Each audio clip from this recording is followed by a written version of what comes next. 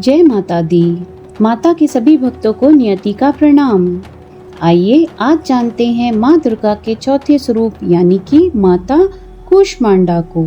जब सृष्टि का अस्तित्व भी नहीं था, चारों ओर अंधेरा ही अंधेरा था, तब इन्हीं देवी माँ ने अपनी हंसी से ब्रह्मांड की रचना की थी। जब सृष्टि का अस्तित्व भी नहीं था, चारों ओर अंधेरा ही अंधेरा था, तब इन्हीं देवी माँ ने अपनी हंसी से ब्रह्मांड की रचना की थी।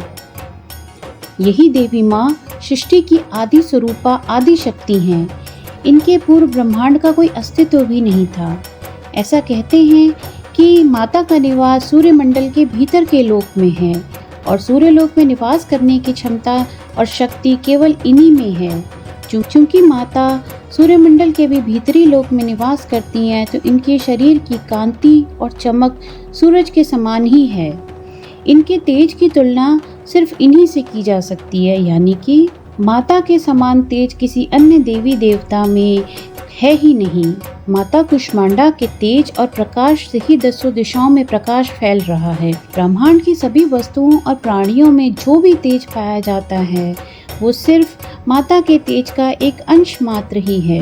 माता कूष्मांडा की 8 भुजाएं बताई गई हैं, इसलिए ये अष्टभुजा देवी के नाम से भी प्रसिद्ध हैं। माता के 7 हाथों में कमंडल, धनुष, बाण, कमल, अमृत का कलश, चक्र और गदा है। माँ के 8वें हाथ में सभी सिद्धियों और निधियों को देने वाली जप माला है। माता का वाहन सिंह है।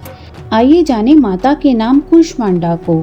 संस्कृत भाषा में कूष्मांड कुम्हड़े को कहा जाता है, इसलिए ऐसा बोला जाता है कि माता को कुम्हड़े की बलि बहुत प्रिय है। नवरात्रि पूजन के चौथे दिन को कूष्मांडा देवी के इसी स्वरूप की उपासना की जाती है और इस दिन साधक का मन अनाहत चक्र में अवस्थित हो जाता है। इसलिए इस दिन साधक को बहुत पवित्र और स्थिर मन से माता के स्वरूप को ध्यान में रख के पूजा करनी चाहिए।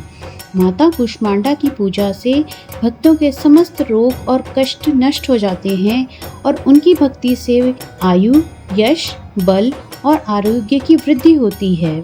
माँ कूष्मांडा थोड़ी सी सेवा और भक्ति से भी प्रसन्न हो जाती हैं। अगर मनुष्य सच्चे हृदय से इनके शरणागत हो जाए तो उसे परम पद की प्राप्ति बहुत सुगमता से हो जाती है।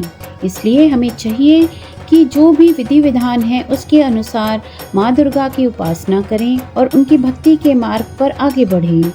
माँ की उपासना भक्तों को भवसागर से बहुत सहज भाव से पार लगा देती है और इस सांसारिक जीवन में सभी आदि व्याधियों से सर्वथा विमुक्त रखती है। सुख, समृद्धि और उन्नति के साथ संतति और स्वास्थ्य में भी वृद्धि करती है। ऐसी माता कूष्मांडा को मालपुए का भोग बहुत प्रिय बताया गया है और माता के लिए ये श्लोक समर्पित है कि सुरा संपूर्ण कलशम रुधिराप्लुतमेव च दधाना हस्त पद्माभ्याम कूष्मांडा शुभदास्तु मे। अगर आपको इस चैनल का कंटेंट अच्छा लगता है और आप ऐसी ही बातों को और सुनना चाहें तो प्लीज़ मुझे लाइक, शेयर और सब्सक्राइब ज़रूर करें और माता के पूजन में, माता के ध्यान में अपना मन लगाए रखें। तो चलते रहिए श्री हरि शरणम विद नियति के साथ इस स्पिरिचुअल जर्नी में। Till then, take care and stay happy.